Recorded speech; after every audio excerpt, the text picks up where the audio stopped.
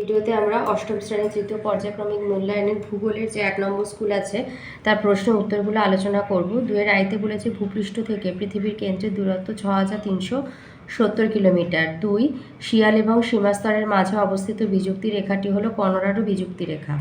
3 granite আগ্নেয়শিলা কোন ভূত্বক গঠন করে? মহাদেশীয় ভূত্বক। 4 অধিক উচ্চতার এক প্রকারের মেঘ হচ্ছে সিরোস্ট্র্যাটাস। 5 মেঘের মধ্যে জলকণাগুলির গড় ব্যাস হচ্ছে 0.02 মিলিমিটার। 6 ক্রান্তীয় শীতকাল দেখা যায় নিরক্ষীয় জলবায়ুতে। 7 গুজরাটের গির অরণ্যে বসবাসকারী প্রধান প্রাণীটি হলো সিংহ। 8 আর্থ সামিট সম্মেলনটি অনুষ্ঠিত হয় 1992 সালে। 9 উত্তর আমেরিকা মহাদেশের দীর্ঘতম নদীটির নাম হচ্ছে মিসিসিপি মিসৌরি। 10 পৃথিবীর বৃহত্তম প্রবাল প্রাচীর হলো গ্রেট ব্যারিয়ার রিফ। 3 শূন্যস্থান পূরণ করা। আই বলেছে পৃথিবীর গড় তাপমাত্রা 15 ডিগ্রি সেলসিয়াস। 2 বলেছে পর্বতে যে ঢাল বরাবর বায়ু ওপরের দিকে ওঠে ও বৃষ্টিপাত ঘটায় সেই ঢালকে বলে অনুবাদ ঢাল। 3 পৃথিবীর রুটির ঝুড়ি বলে প্রেরি অঞ্চলকে। 4 অস্ট্রেলিয়ায় নাতিশীতোষ্ণ তৃণভূমি ডাউন্স নামে পরিচিত। বাক্যটি সত্য হলে বলেছে ঠিক আর অসত্য হলে ভুল লেখো। তো আইতে বলেছে আগ্নেয়শিলার অপর নাম প্রাথমিক শিলা, এটা লিখবে ঠিক। 2 জাইরে নদীর অববাহিকায় বসবাসকারী অধিবাসী রেড ইন্ডিয়ান, এটা ভুল। 3 ভোপালে গ্যাস দুর্ঘটনাটি ঘটে বিষাক্ত মিস হবে না, এটা মিক হলে ঠিক হতো, তো মিস গ্যাসের জন্য এটা ভুল। MIC methyl cyanide. 4 বলেছে অস্ট্রেলিয়ার ক্রান্তীয় তৃণভূমি পার্কল্যান্ড সাভানা নামে পরিচিত, এটা ঠিক।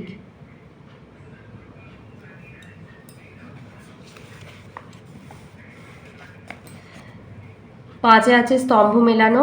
আইতে আছে বক্রেশ্বর হবে উষ্ণ প্রস্রবণ। 2 আছে ম্যাকারেল আকাশ হবে সিরোকিউমুলাস। 3 হলো শীতকালীন বৃষ্টিপাতের দেশ হচ্ছে এটা ডি, ভূমধ্যসাগরীয় জলবায়ু অঞ্চল। 4 মাউন্ট ম্যাককিনলে হচ্ছে আলাস্কা রেঞ্জ। 6 আইতে বলেছে পৃথিবীর গড় ঘনত্ব 5.5 গ্রাম পার ঘন সেন্টিমিটার। 2 বলেছে ব্যাসল্ট শিলা রূপান্তরিত হয়ে কোন শিলায় পরিণত হয়? এটা তোমাদের বইয়ের 23 পৃষ্ঠাতে রয়েছে। এই যে কয়েকটি শিলা রূপান্তরিত রূপ। ব্যাসল্ট শিলা হচ্ছে অ্যামফিবোলাইট। ব্যাসল্ট শিলা রূপান্তরিত হয়ে পরিণত হয় অ্যামফিবোলাইটে। 3 বলেছে স্লিট কি? এটা আছে তোমাদের বইয়ের 39 পৃষ্ঠায়, 49 পৃষ্ঠায় রয়েছে। এই যে জলকণা এবং তুষারকণার আংশিক মিশ্রিত রূপকে বলে, রূপ হলো স্লিট।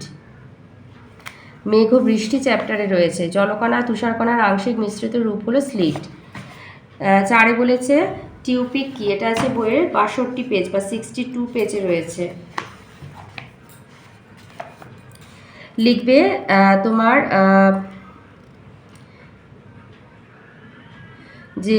এটা হচ্ছে মেরু অঞ্চল, এটা তুন্দ্রা জলবায়ু অঞ্চলে তোমার সুমেরুবৃত্ত কুমেরুবৃত্ত নিকটবর্তী, ওই যে আলাস্কা, ইউরেশিয়া, ইউরোপের নরওয়ে, সুইডেন, ফিনল্যান্ড, গ্রিনল্যান্ডের সংকীর্ণ উপকূল অংশ আর সাইবেরিয়া তুন্দ্রা জলবায়ু দেখা যায়। তো লিখবে যে তুন্দ্রা জলবায়ু অঞ্চলের অধিবাসীরা গ্রীষ্মকালে বরফ গলে গেলে শিল মাছের চামড়ায় তৈরি তাঁবুতে বসবাস করে। এই শিল মাছের চামড়া দিয়ে তৈরি তাঁবুকে টিউপিক বলা হয়ে থাকে। তাহলে সোজা কথা লিখে দেবে, এটা যেহেতু 1 নাম্বার আছে টিউপিক কি লিখবে, শিল মাছের চামড়া দিয়ে তৈরি তাঁবুকে টিউপিক বলে। 5 বলেছে ভূমধ্যসাগরীয় জলবায়ুতে জন্মায় এমন 2টি গুল্মজাতীয় উদ্ভিদের নাম। 59 মানে 59 পৃষ্ঠাতে আছে। ভূমধ্যসাগরীয় জলবায়ুতে জন্মায় 2টি গুল্মজাতীয় গাছ বলেছে। এই যে গুল্মজাতীয় উদ্ভিদ ম্যাপেল, লরেল, রোজমেরি, ল্যাভেন্ডার। তো এখান থেকে যে কোনো 2টো নাম বলে দেবে। 6 বলেছে স্থিতিশীল উন্নয়ন কাকে বলে? এটা তোমাদের বইয়ের 70 পৃষ্ঠাতে রয়েছে।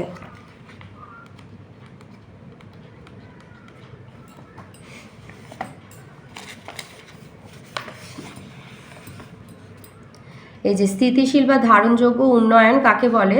স্থিতিশীল বা ধারণযোগ্য উন্নয়ন হলো এমন এক ধরনের উন্নয়নের পদ্ধতি যার উদ্দেশ্য বর্তমানে প্রাকৃতিক সম্পদের সুষ্ঠু ব্যবহার এবং উন্নয়নের সাথে সাথে ভবিষ্যতের মানব সমাজের উন্নয়নের অগ্রগতি অব্যাহত রাখা। 7 বলেছে পৃথিবীর কসাইখানা কাকে বলে? শিকাগোকে বলা হয়।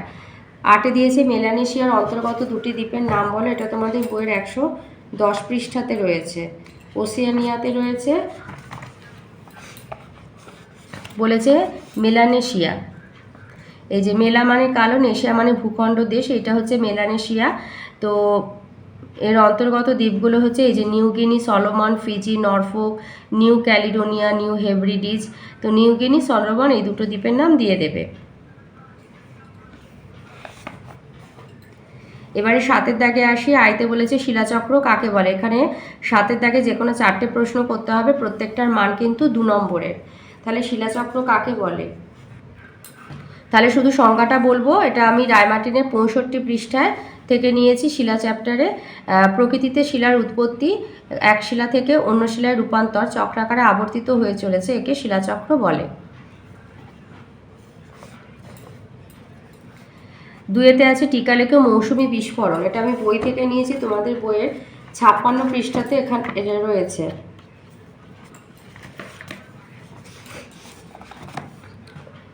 আরব সাগর এবং বঙ্গোপসাগর থেকে দক্ষিণ পশ্চিম মৌসুমি বায়ু ভারতীয় উপমহাদেশে প্রবেশ করার সঙ্গে সঙ্গেই আকস্মিক এবং প্রচণ্ড বৃষ্টিপাত শুরু হয়, একে মৌসুমি বায়ু বিস্ফোরণ বলা হয়। এটা জলবায়ু অঞ্চলে তোমাদের 56 পৃষ্ঠাতে রয়েছে। 3-এ বলেছে টিকালেখ পৃথিবীর ফলের জুড়ি, এটা 59 পেজে রয়েছে। ভূমধ্যসাগরীয় জলবায়ু অঞ্চলে রয়েছে। যেহেতু 2 নাম্বার আছে একটু লিখতে হবে, তো এখানে লিখবে যে ভূমধ্যসাগরীয় জলবায়ু অঞ্চলে ঝলমলে মনোরম আবহাওয়ায় প্রচুর মূল্যবান ফল যেমন আঙুর, জলপাই, আপেল, নাশপাতি, কমলালেবু, পিচ, খুবানি, আখরোট, বাদাম, কুল, ডুমুর ও নানা ধরনের লেবু প্রভৃতি প্রচুর পরিমাণে উৎপাদিত হয়। এ কারণে ভূমধ্যসাগরীয় জলবায়ু অঞ্চলকে ফলের জুড়ি বলা হয়।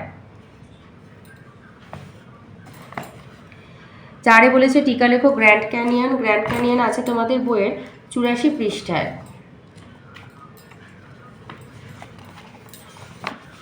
84 পৃষ্ঠা, এটা উত্তর আমেরিকা অংশে রয়েছে। বলছে কলোরাডো নদীর সুদীর্ঘ পথ মরুভূমি অঞ্চলের ওপর দিয়ে প্রবাহিত হয়েছে। সাধারণত মরু অঞ্চলে নদী নিচের দিকে বেশি ক্ষয় করে, তাই নদী উপত্যকা খুব গভীর হয়। এই কলোরাডো নদীর শুষ্ক প্রবাহ পথে সুগভীর গিরিখাত গ্র্যান্ড ক্যানিয়নের সৃষ্টি হয়েছে। এর দৈর্ঘ্য প্রায় 446 কিলোমিটার, কোনো কোনো অংশের গভীরতা 1600 মিটারেরও বেশি। 5-এ দিয়েছে আর্টেজিও কূপ কাকে বলে। এটা তোমাদের বইয়ের 111 পৃষ্ঠায় ওশিয়ানিয়ার অধ্যায় রয়েছে।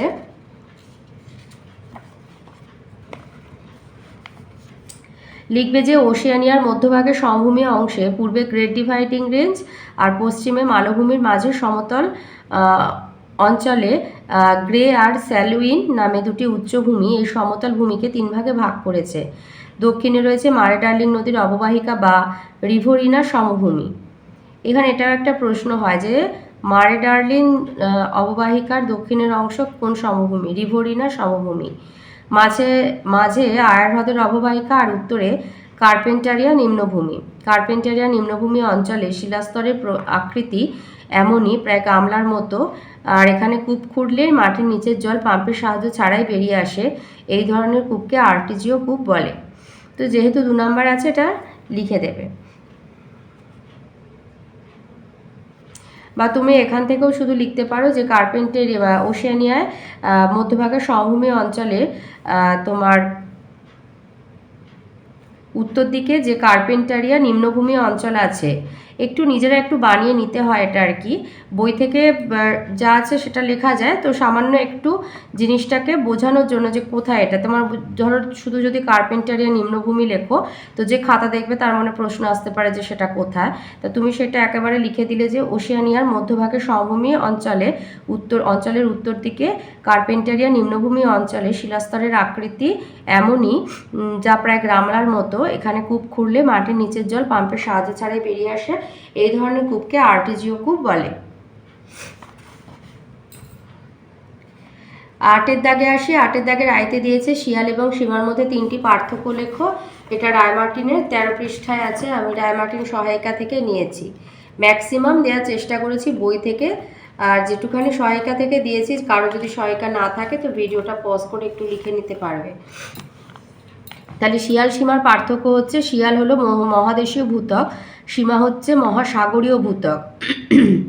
শিয়াল স্তর সীমার ওপরে অবস্থিত, আর সীমা হচ্ছে শিয়ালের নিচে অবস্থিত। শিয়ালের গড় গভীরতা 30 থেকে 60 কিলোমিটার, সীমার গড় গভীরতা 5 কিলোমিটার। শিয়াল হচ্ছে সিলিকন অ্যালুমিনিয়াম দ্বারা গঠিত, তাই নাম হলো শিয়াল। আর সীমা হচ্ছে সিলিকন ম্যাগনেসিয়াম দ্বারা গঠিত, তাই নাম হলো সীমা। 2 দিয়েছে শিশির এবং কুয়াশার সংজ্ঞা দাও। তো শিশির এবং কুয়াশার সংজ্ঞাটাও বই থেকে দিয়েছি।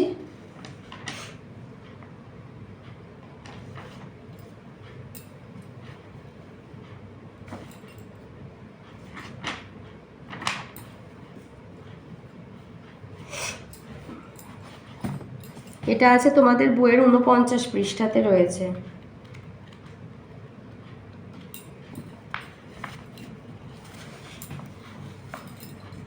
এই যে শিশির কাকে বলে, আর হচ্ছে এই যে কুয়াশা কাকে বলে। তাহলে শিশির কাকে বলে বলেছে, শিশির এবং কুয়াশার সংজ্ঞা দাও, এটা হচ্ছে 3 নাম্বার। তাহলে বলছে শীতের রাতে ভূপৃষ্ঠ দ্রুত তাপ বিকিরণ করলে ভূপৃষ্ঠ সংলগ্ন বায়ুস্তর শীতল হয়ে পড়ে, ফলে ভূপৃষ্ঠ সংলগ্ন জলীয় বাষ্প শীতল ও ঘনীভূত হয়ে ছোট ছোট জলবিন্দু তৈরি করে, একেই শিশির বলে। আর কুয়াশা হচ্ছে ভূপৃষ্ঠের কাছাকাছি জলীয় বাষ্প ধূলিকণাকে আশ্রয় করে ঘনীভূত হলে ছোট ছোট জলকণার সৃষ্টি হয়। এই জলকণা ভূপৃষ্ঠের কিছুটা ওপরের বায়ুস্তরে অনেকটা ধোঁয়ার মতো ভাসতে থাকে, একে কুয়াশা বলে। 3 বলেছে আগ্নেয় শিলা কাকে বলে, এর দুটি বৈশিষ্ট্য লেখো। এটা তোমাদের বইয়ের 20 পৃষ্ঠাতে রয়েছে। আগ্নেয় শিলা কাকে বলে, প্রথমে যে সংজ্ঞাটা আছে সেটা এইখান থেকে এতটা লিখবে। পৃথিবী সৃষ্টির সময় উত্তপ্ত এবং তরল অবস্থা থেকে ধীরে ধীরে তাপ বিকিরণ করে ভূত্বকের মধ্যে এবং ওপরে প্রথম যে কঠিন শিলার সৃষ্টি হয় সেটি হচ্ছে আগ্নেয় শিলা। তাহলে এটা আগ্নেয় শিলা কাকে বলে হয়ে গেল। আর এর বৈশিষ্ট্য যেটা বলেছে সেটা হচ্ছে এই যে আগ্নেয় শিলার বিশেষত্ব 1, 2, 3, 4টে পয়েন্ট। 1 হচ্ছে এই শিলা শক্ত ভারী, ঘনত্ব খুব বেশি। 2 হচ্ছে কেলাসের মতো গঠন দেখা যায়। 3 এই শিলায় উলম্ব দারুণ এবং ফাটল দেখা যায়, তাই প্রবেশতা বেশি। আর 5 হচ্ছে ভঙ্গুরতা যথেষ্ট কম হওয়ায় ক্ষয় প্রতিরোধের ক্ষমতা বেশি। 4 বলেছে তুন্দ্রা অঞ্চলের অধিবাসীদের জীবনযাত্রা প্রণালী বর্ণনা করো। এটা তোমাদের 62 পৃষ্ঠায় রয়েছে জলবায়ু অঞ্চল চ্যাপ্টারে। এটা আমাদের বলেছে তুন্দ্রা অঞ্চলের অধিবাসীদের জীবনযাত্রা, তাহলে তুন্দ্রা জলবায়ু অঞ্চলে আসবে। তুন্দ্রা জলবায়ু অঞ্চলে এসে এখানে যে লেখা আছে আর্থসামাজিক পরিবেশ এবং জীবনযাত্রা, এটা লিখবে। এই যে অধিবাসীদের জীবনযাত্রা, অত্যন্ত প্রতিকূল জলবায়ু কষ্টকর জীবনযাত্রার জন্য তুন্দ্রা অঞ্চল জনবিরল। একমাত্র আদিম অধিবাসীরা প্রকৃতির সঙ্গে সংগ্রাম করে বসবাস করে। 1 হচ্ছে গ্রিনল্যান্ড, কানাডা এবং আলাস্কার উত্তরাংশে এস্কিমো, রেড ইন্ডিয়ান। 2 হচ্ছে ইউরেশিয়া, সাইবেরিয়ায় স্যামোয়েদ, ইয়াকুত। 3 হচ্ছে ল্যাপল্যান্ডে ল্যাপ, ফিনল্যান্ডে ফিন উপজাতির মানুষ বাস করে। তীব্র শীতে কৃষিকাজ হয় না, তাই এখানকার অধিবাসীরা যাযাবর জীবন যাপন করে। শীতকালে যে গোলাকার বরফের ঘরে বাস করে তাকে ইগলু বলে। আর গ্রীষ্মকালে বরফ গলে গেলে শিল মাছের চামড়া তৈরি তাঁবুতে বাস করে, যাকে টিউপিক বলে। যাতায়াতের জন্য বরফের ওপর চাকাহীন স্লেজ গাড়ি, আর জলে শিল মাছের চামড়ায় তৈরি কায়াক। তাহলে এখানে একটা প্রশ্ন আসে, কায়াক কি? ঠিক আছে, তাহলে কায়াক নৌকা। কায়াক হচ্ছে এক ধরনের নৌকা যেটা হচ্ছে শিল মাছের চামড়া দিয়ে তৈরি একটা নৌকা। এটা কায়াক একটা নৌকা। তাদের জলযান আর কি। পশু চামড়া দিয়ে পোশাক আর হাড় দিয়ে শিকারের বর্ষার সূঁচ তৈরি করে। খাদ্যের জন্য শিল, ভালুক, বলগা হরিণ, মেরু শিয়াল শিকার করে। সমুদ্রের মাছ ধরে, হরিণের দুধ, বেরি ফল ইত্যাদি এদের প্রিয় খাদ্য। আচ্ছা, এটা হচ্ছে অধিবাসীদের জীবনযাত্রা, মানে এটা আগে থেকে হয়ে আসছে। এবার সাম্প্রতিক যে পরিবর্তন সেটাও দিয়ে দেবে।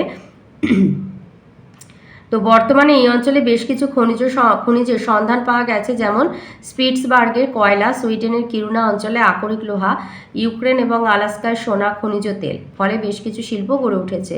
রেলপথ, জলপথ এই অঞ্চলের সঙ্গে বহির্বিশ্বের যোগাযোগ বাড়ছে। সাইবেরিয়ার মিনস্ক বন্দর থেকে সেন্ট পিটার্সবার্গ পর্যন্ত রেলপথ নির্মিত হয়েছে।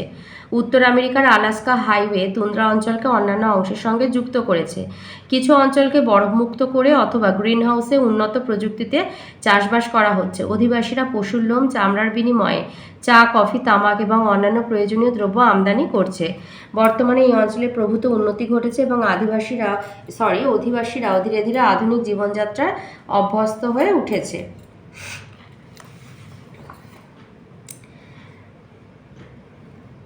5-এ বলেছে পরিবেশ অবনমনে 3টি ফলাফল লেখো, বইয়ের 69 পৃষ্ঠায় রয়েছে।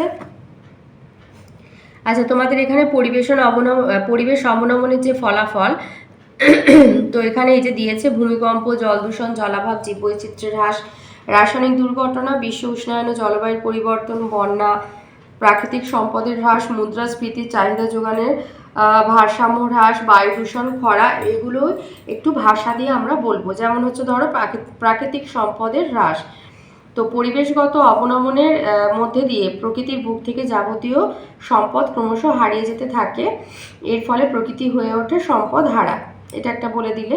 দূষণ হচ্ছে যেমন হচ্ছে বায়ু দূষণ, মোটর গাড়ি, কলকারখানা চালানোর জন্য জীবাশ্ম জ্বালানি দহনের ফলে বায়ু দূষণ বৃদ্ধি পাচ্ছে। তারপরে আসছি বন্যা এবং খরাতে আসছি। বন্যা এবং যে খরা আছে, বৃক্ষছেদনের কারণে বায়ুতে কার্বন ডাই অক্সাইডের বৃদ্ধি পেয়ে বায়ু দূষণ হবে, বৃষ্টিপাত হ্রাস পাবে, ফলে খরা সৃষ্টি হবে। আর ভূমিক্ষয় বৃদ্ধি পেয়ে নদীর তলদেশের গভীরতা হ্রাস পাবে, ক্ষয়িত মাটি নদীর তলদেশে সঞ্চিত হয়ে গভীরতা হ্রাস পেয়ে বন্যার সৃষ্টি হবে। এর সাথে আছে দেখো তোমার হচ্ছে জল দূষণ এবং জলাভাব। জল দূষণ লিখলে গৃহস্থালী, শিল্প কারখানা, নানা দূষিত বর্জ্য জলে মেশার ফলে জল মারাত্মকভাবে দূষিত হচ্ছে এবং শিলাস্তর থেকে যথেচ্ছভাবে জল তোলার ফলে বা ভৌম জল যথেচ্ছভাবে তোলার ফলে আর বৃষ্টিপাত হ্রাসের ফলে জলাভাব দেখা দিচ্ছে। এর সাথে আছে ভূমিকম্প এবং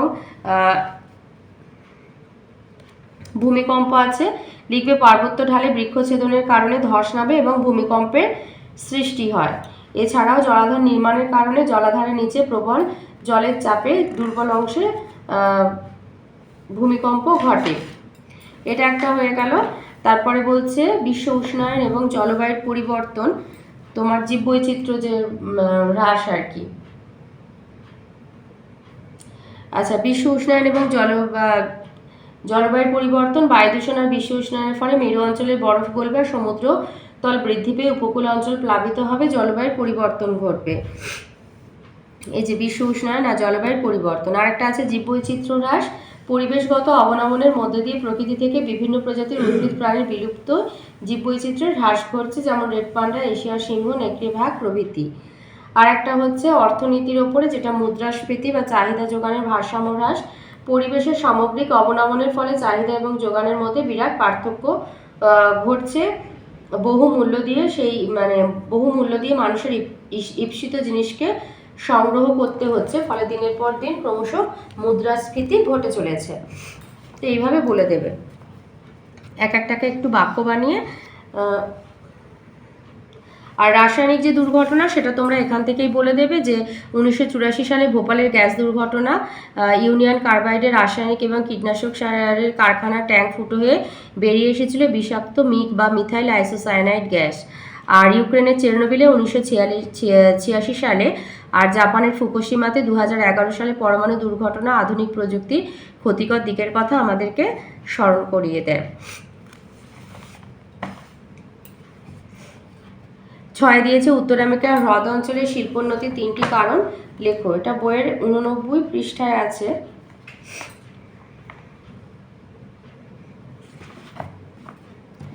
তাহলে এখানে বলেছে উত্তর আমেরিকার হ্রদ অঞ্চলের শিল্পোন্নতির 3টে কারণ লিখতে বলেছে। তো 3টে কারণ হচ্ছে উত্তর আমেরিকার হ্রদ অঞ্চলের শিল্পোন্নতির 3টে কারণ হচ্ছে খনিজ সম্পদের সহজলভ্যতা, এখানে আকরিক লোহা এবং কয়লা খনির সান্নিধ্য থাকার কারণে খনিজ সম্পদ পাওয়া খুবই সহজ হয়। 2 হচ্ছে এখানকার খরস্রোতা নদীগুলো এবং নায়াগ্রা জলপ্রপাত থেকে প্রচুর জলবিদ্যুৎ উৎপন্ন হয়। 3 বলবে উন্নত পরিবহন ব্যবস্থা, জলপথ, উন্নত মানের সড়কপথ এই অঞ্চলে জালের মতো বিস্তৃত রয়েছে, যার ফলে জিনিসপত্র আদান প্রদানে অনেক সুবিধা হয়।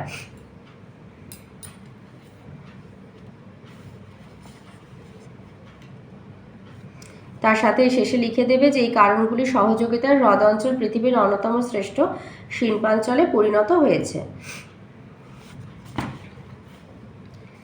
9 রায়তে বলেছে গুরুমণ্ডল, কেন্দ্রমণ্ডলের সংজ্ঞা দাও, প্রত্যেকটি 2টো করে বৈশিষ্ট্য লেখো, আর পৃথিবীর অভ্যন্তরে চিত্র অঙ্কন করে 2টি স্তরের অবস্থান দেখাও। এটা রায়মার্টিনের থেকে নিয়েছি, রায়মার্টিন 9 নম্বর পৃষ্ঠায় রয়েছে।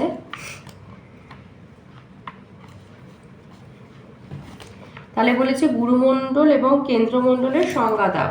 তাহলে প্রথমে আছে আমাদের গুরুমণ্ডল আর কেন্দ্রমণ্ডলের সংজ্ঞা দিতে বলেছে, আর দুটো করে শুধু বৈশিষ্ট্য। তাহলে সংজ্ঞা হচ্ছে ভূত্বকের নিচ থেকে পৃথিবীর অভ্যন্তরে কেন্দ্রমণ্ডলের ঊর্ধ্বভাগ পর্যন্ত বিস্তৃত প্রায় একই ঘনত্বযুক্ত স্তরকে গুরুমণ্ডল বা ম্যান্টেল বলে। দুটো বৈশিষ্ট্য দিতে বলেছে, এক আর দুয়েরটা দেবো। একে বলেছে গভীরতা, ভূত্বকের নিচ থেকে প্রায় 2900 কিমি গভীরতা পর্যন্ত গুরুমণ্ডল বিস্তৃত।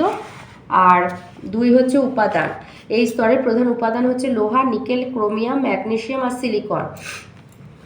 কেন্দ্রমণ্ডলে আসবো, গুরুমণ্ডলের নিচে এবং পৃথিবীর কেন্দ্রের চারদিকে বেষ্টনকারী সর্বাধিক ঘনত্বযুক্ত স্তরকে কেন্দ্রমণ্ডল বা কোর বলে। আর এর বৈশিষ্ট্য হচ্ছে, এক আর দুয়েরটা বলবো। গভীরতা হচ্ছে গুরুমণ্ডলের নিচে 2900 কিমি থেকে পৃথিবীর কেন্দ্র 6370 কিমি গভীরতা পর্যন্ত কেন্দ্রমণ্ডল বিস্তৃত, অর্থাৎ এই স্তরটি প্রায় 3470 কিমি পুরু। আর উপাদান হচ্ছে, এই স্তর অত্যন্ত ভারী নিকেল লোহা দিয়ে গঠিত বলে একে নিফে বলে। আর বলেছে গুরুমণ্ডল এবং কেন্দ্রমণ্ডল অভ্যন্তরের চিত্র অঙ্কন করে গুরুমণ্ডল এবং কেন্দ্রমণ্ডল দেখাতে বলেছে স্তর দুটো। তো এই ছবিটা আঁকবে, এই হচ্ছে গুরুমণ্ডল, এই হচ্ছে কেন্দ্রমণ্ডল, এইভাবে দেখিয়ে দেবে।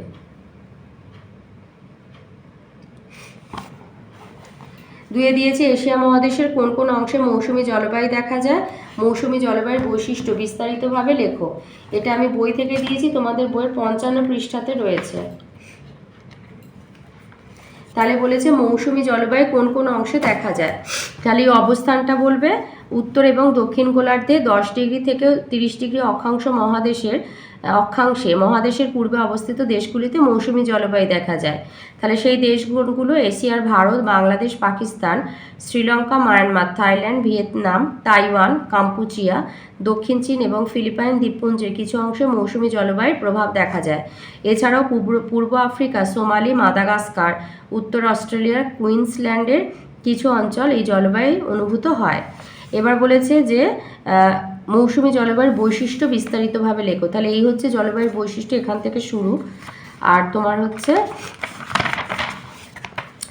56 পৃষ্ঠার একদম পুরো এই পর্যন্ত তোমাকে বলতে হবে। তাহলে কি বলছে এবার দেখি আমরা। তাহলে বলছে মৌসুমী জলবায়ুর বৈশিষ্ট্যতে বলছে, শীত ও গ্রীষ্মে বিপরীতমুখী বায়ুপ্রবাহ, উষ্ণ আর্দ্র গ্রীষ্মকাল, শুষ্ক শীতকাল মৌসুমী জলবায়ুর প্রধান বৈশিষ্ট্য। এই জলবায়ু অঞ্চলে অবস্থিত দেশগুলিতে প্রধান 4টে ঋতু লক্ষ্য করা যায়। আমাদের দেশ এই জলবায়ুর অন্তর্ভুক্ত। শীতকাল হচ্ছে নভেম্বর থেকে জানুয়ারি। গড় তাপমাত্রা সাধারণত 25 ডিগ্রি সেলসিয়াস। উত্তর পূর্ব আয়ন বায়ু দক্ষিণ এবং দক্ষিণ পূর্ব এশিয়ায় উত্তর পূর্ব মৌসুমী বায়ুরূপে প্রবাহিত হয়। এর প্রভাবে সারা ভারতে বৃষ্টি না হলেও করমণ্ডল উপকূল, আন্দামান নিকোবর দ্বীপপুঞ্জ এবং শ্রীলঙ্কায় বৃষ্টি হয়। পশ্চিমে ঝঞ্ঝার জন্য উত্তর পশ্চিম ভারত আর পাকিস্তানের কিছু অংশে তুষারপাত হয়। প্রাক মৌসুমী গ্রীষ্মকাল মার্চ থেকে মে। গ্রীষ্মকালীন গড় তাপমাত্রা 30 ডিগ্রি সেলসিয়াস, তবে তাপমাত্রা 38 ডিগ্রি সেলসিয়াসে বেশি হয়। অত্যধিক উষ্ণতার কারণে স্থলভাগের উপর নিম্নচাপ তৈরি হয়। মার্চ এপ্রিল মাসে বাংলাদেশ, অসম, মায়ানমারে কিছুটা বৃষ্টি হয়। বর্ষাকাল জুন থেকে সেপ্টেম্বর। আরব সাগর এবং বঙ্গোপসাগর থেকে দক্ষিণ পশ্চিম মৌসুমী বায়ু ভারতীয় উপমহাদেশে প্রবেশ করার সঙ্গে সঙ্গে আকস্মিক এবং প্রচণ্ড বৃষ্টিপাত শুরু হয়। একে মৌসুমী বায়ুর বিস্ফোরণ বলা হয়। এই সময় বাতাসে সর্বাধিক জলীয় বাষ্প থাকে। বার্ষিক বৃষ্টিপাতের পরিমাণ 200 থেকে 300 সেমি। মৌসিনরামে বছরে গড়ে 1200 সেমি বৃষ্টিপাত হয়। তবে মৌসুমী বৃষ্টি খুবই অনিশ্চিত, ফলে খরা এবং বন্যা হওয়ার প্রবণতা থাকে। শরৎকাল হচ্ছে সেপ্টেম্বর থেকে অক্টোবর। মৌসুমী বায়ুর প্রত্যাবর্তনের সাথে সাথে আবহাওয়া ধীরে ধীরে শীতকালীন অবস্থার দিকে পরিবর্তিত হয়। বঙ্গোপসাগরে গভীর নিম্নচাপ তৈরি হলে বজ্রবিদ্যুৎ সহ ঝড় ও বৃষ্টি হয়। 9-3 বলেছে পরিবেশ অবনমন কাকে বলে, এর কারণ কি। আর অবনমন নিয়ন্ত্রণের 4টি উপায় লেখো। এটা বইয়ের 67 থেকে 70 পৃষ্ঠার মধ্যে উত্তরগুলো রয়েছে। তোমার প্রথম প্রশ্ন যেটা, পরিবেশের অবনমন কি।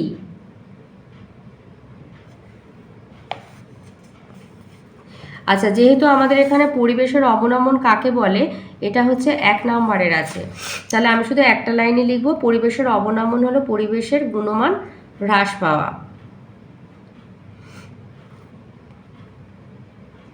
পরিবেশের অবনমন হচ্ছে পরিবেশের গুণমান হ্রাস পাওয়া। আর এর কারণ কি কি, গুণমান হ্রাস পাওয়ার কারণ কি।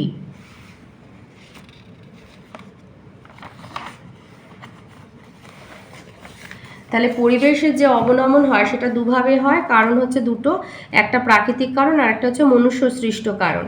প্রাকৃতিক কারণ হচ্ছে ঝড়, বন্যা, খরা, ভূমিকম্প, অগ্নুৎপাত, সুনামি, ধস প্রভৃতি প্রাকৃতিক শক্তির প্রভাবে ভূপ্রাকৃতিক পরিবেশের পরিবর্তন হয়। একই সঙ্গে প্রাকৃতিক পরিবেশের অবনমন ঘটে, যার প্রভাবে মানুষ তথা বিভিন্ন প্রাণী, উদ্ভিদ, আণুবীক্ষণিক জীবের স্বাভাবিক জীবনচক্র ব্যাহত হয়। ভূপৃষ্ঠের গঠন পরিবর্তিত হয়, রাস্তাঘাট, বাড়িঘর, সম্পত্তি ধ্বংস হয়, জীবনহানি ঘটে, জীববৈচিত্র্য আংশিক বা সম্পূর্ণভাবে বিনষ্ট হয়। এটা হচ্ছে প্রাকৃতিক কারণ। আর মনুষ্য সৃষ্ট হচ্ছে আধুনিক কৃষি, শিল্প, পরিবহন, নানান উন্নয়ন কার্যকলাপ পরিবেশের স্বাভাবিক চক্রকে ব্যাহত করে। অবৈজ্ঞানিক কৃষি উৎপাদন, শিল্প বর্জ্য, অপরিকল্পিত নগরায়ন, নদীর স্বাভাবিক গতি রোধ করে জলাধার নির্মাণ, বৃক্ষচ্ছেদন পরিবেশের নানান সমস্যার সৃষ্টি করে আর অবনমন ঘটায়। ধস, বন্যা, ভূমিকম্প, খরা প্রভৃতি প্রাকৃতিক বিপর্যয়ও আজ মানুষের কার্যকলাপের ফলে ঘটছে।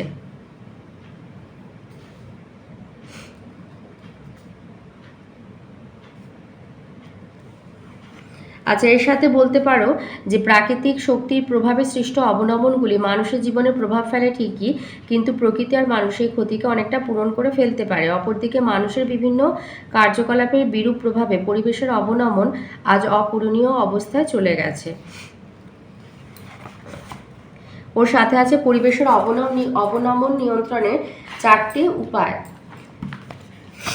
এই যে অবনমন নিয়ন্ত্রণের উপায় বা কি, এই যে এইগুলো হচ্ছে 1, 2, 3, 4, 5, 6, 7, 8টা পয়েন্ট।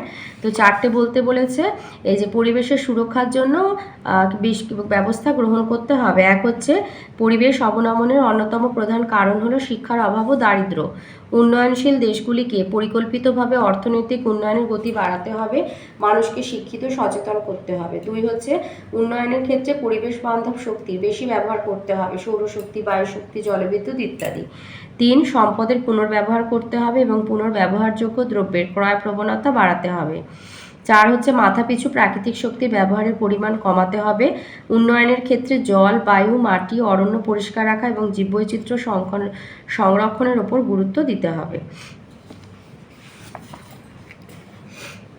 4 বলেছে কানাডীয় সিল্ড অঞ্চলের ভূপ্রকৃতি আর নদ নদী সম্পর্কে যা জানো লেখো, আর উত্তর আমেরিকার মানচিত্রে কানাডার সিল্ড অঞ্চলের অবস্থান অঙ্কন করে দেখাও। এটা তোমাদের বইয়ের 91 পৃষ্ঠাতে রয়েছে।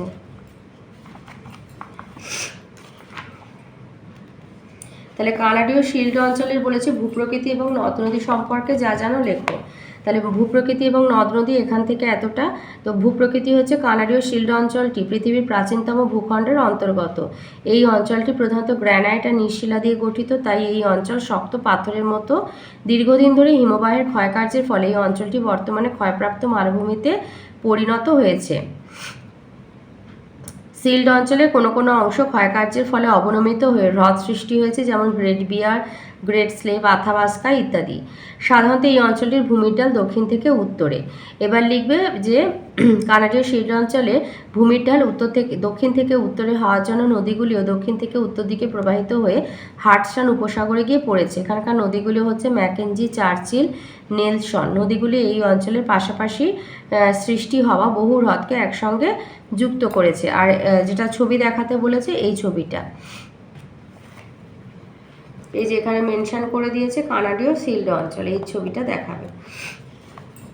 5 বলেছে অস্ট্রেলিয়ার মানচিত্র অঙ্কন করে তাতে মারে ডার্লিং নদী অববাহিকা অঙ্কন করে দেখাও। আর অস্ট্রেলিয়ার পূর্বের উচ্চভূমি সম্পর্কে যা জানো লেখো। এটা তোমাদের বইয়ের 110 পৃষ্ঠাতে রয়েছে।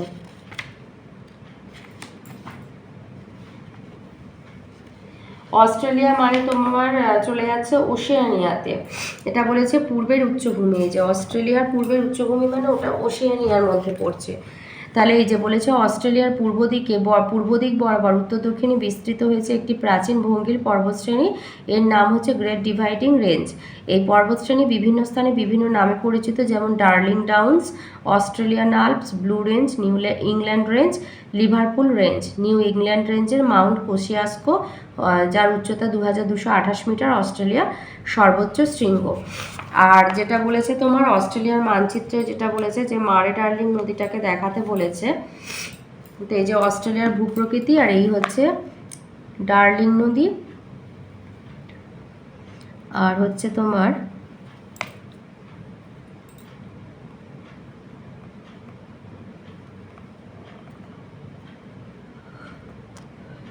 এই যে মারে ডার্লিং, এই ডার্লিং নদী দেখাচ্ছে।